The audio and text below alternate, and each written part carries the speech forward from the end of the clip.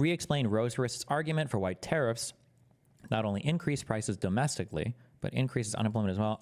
Yeah, there's a whole chain for why tariffs are a bad idea. I don't even bother with any of this stupid shit because nobody gives a fuck. But the reality is let's say, for instance, okay, let's say that we can measure stuff. We're going to use a thing called productivity, okay?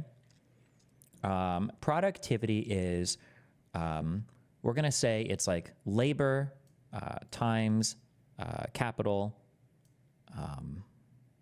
equals, that's it. Oh, I don't need another equals, right? So if we're looking at our, so like, just like very, very simple, okay? Also, if you've taken actual econ, there are probably better formulas for this, but I don't know. Okay, so get fucked, all right? So let's say that we go to, the mines, all right? We go to the mines, we see some people, all right? Let's say we give them some pickaxes, all right? That's our capital. And then these guys are laborers, all right? And they go into the mines and they work. This is not very productive work. They're not creating very much value. If you take into account the labor hour plus or times the capital, they're just not producing very much because it's raw resources, raw material extraction. Anybody can do it. It's like the basest, lowest level of stuff. It's not very skilled work. Anybody around the world, if they have access to these resources, like it's just not right. So let's say that you have. I'm gonna invent some steps of manufacturing here, but we'll say okay. So let's say that we have this. Okay. Let's say we call this mining. All right. Let's say that in order to fill the mines up, let's say that we need 100 workers, all right? Let's say that after you mine something, you smelt things, right? We'll say like smelting or refining, okay? Actually, we'll just call it refining, okay? Maybe refining is like a little bit, nice. Refining is a little bit more efficient, okay? You have, you're adding more value. You've got all these like resources that are being brought in. Your laborers are a little bit more specialized. You can have, you know, like if you have 100 people in a mine, maybe you only need so many people like actually refining the materials. Actually, we won't say 10, we'll say like 20, okay? But these guys are adding, so the mining people are adding like a little bit of value. They're taking a natural resource. These people are adding more value. They're taking a natural resource and they're making it better. Let's say that from refining, let's say that we do like, we'll call it like basic manufacturing, okay? They're making widgets, all right? Let's say that this work is even more specialized, okay? So we're adding quite a bit of value now. We're taking the materials that have been refined, we're putting them in a factory, we're creating widgets, gears, whatever the fuck else or whatever. And then let's say that we have, we'll call this like advanced manufacturing, all right? And this is where we're taking all the gears and we're putting them into cars or computers or whatever else. This is like very, very productive labor, okay? A few people are creating products of immense goods or values. It's even more specialized, or it's more capital intensive, meaning it requires more advanced factories and fabricators with more advanced employees. You need a stable country. You need like sometimes capital investment by companies that are willing to stay there, right?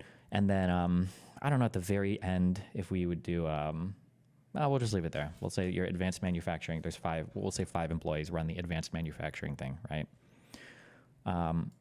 The issue is that like right now in the United States, let's say we have a country, let's say that we have like 35 people, all right? If we have 35 people that can work, well, what do you want them working on, ideally? Well, typically you want your people in the most productive category of labor. You want the people that are, for the fewest amount of labor hours, producing like the most amount of value, right? Your inputs are some people and the outputs are immensely valuable goods, right? Now, so we have 5 in here, right? So we have 30 left. Okay, well, with 30 left, well, we stick the rest of them here into like some kind of manufacturing. We'll put them down here. So now we have 20 left, and then we'll stick the rest into refining, right?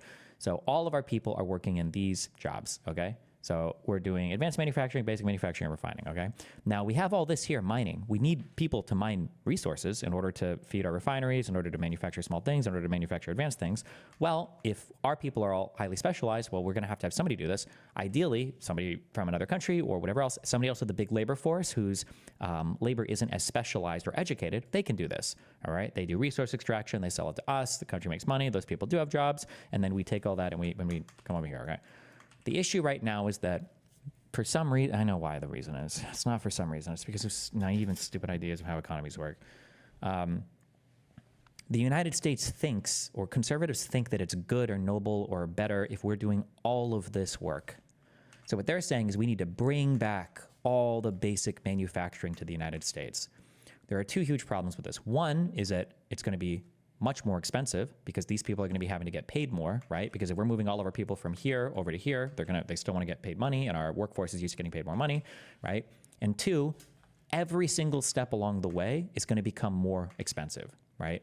If the people mining the materials are going to charge you twice as much now because they're in a country where they have to get paid twice as much. Well, now the people refining the materials are going to charge the people doing the basic manufacturing twice as much. And now the basic manufacturers are going to charge the advanced manufacturers twice as much. So every single person along this supply chain from the very basic level is going to be paying a lot more for the things that they're buying to feed into their supply chain, basically. What this means is that every single person along the way, you're either having to cut jobs or you're having to probably cut down on how much you're making because, remember, in society, people are going to be buying less of a thing if the price of that thing increases. So let's say our advanced manufacturing down here, let's say that we're making cars. Let's say that we can sell a car for $10,000, okay? Well, the quantity demanded at this price of $10,000, maybe 100 people are willing to buy cars for $10,000. But if that price goes up to $20,000, well, maybe only 50 people want to buy the car. Well, if only 50 people want to buy the car, you're selling less cars now because they're more expensive. So you have to cut down on your advanced manufacturers. You have to cut down on your basic manufacturers. You have to cut down on your refinings because you've got people working on mining. It's all this horrible downstream negative impacts from moving your more productive labor into less productive labor. There's just no reason to do that. No, there are more reasons. There are reasons to do this. It's just that none of them apply to the United States. So one reason why you might want to have more people working in this type of unproductive labor is because maybe you have a really high labor force that's unemployed. We don't right now. Our unemployment is lower than it probably even should be in an ideal world. So we don't have very low unemployment. Another example might be maybe other countries are price gouging you or tariffing you or something horrible is happening that's disrupting this part of the supply chain that's making it more expensive. In that case, okay, fine, then we'll do it here. That's not happening right now. We have access to very cheap, low-level goods from around the world. So any of the reasons why you might want to in-house, I guess you could say, for our country, or bring this back to the United States, those reasons don't exist. Everything is just going to be negative for us downstream economically. So that's why it would end up hurting the workers and the consumers at every single part of the supply chain and in the actual markets that are buying from this, all for the purposes of recreating these jobs that are less productive and don't need to, we just don't need these jobs anymore. But it's just stupid. But there's nothing even to disagree with here. It's just stupid. Yeah.